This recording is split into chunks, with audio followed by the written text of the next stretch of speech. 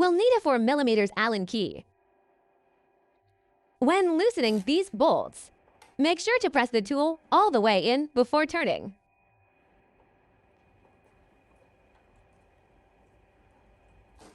Hold the wheel steady with your feet.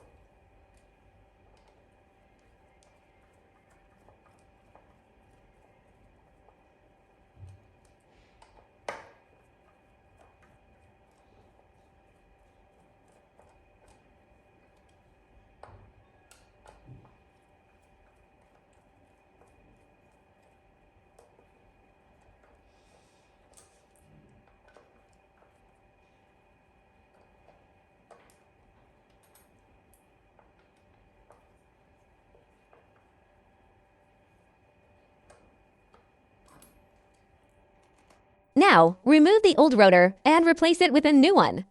Ensure the lettering on the rotor is facing outward.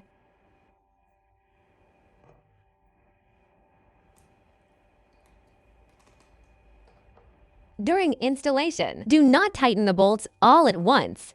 Hand thread all the bolts first. Then tighten them later.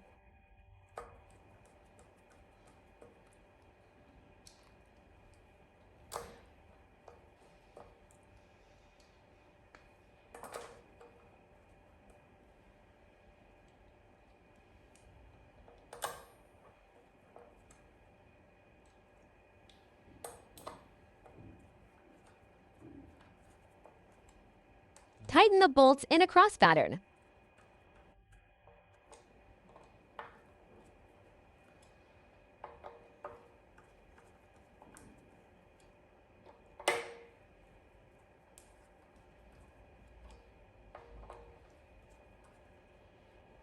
Go round once more to apply extra torque, and ensure every bolt is secure.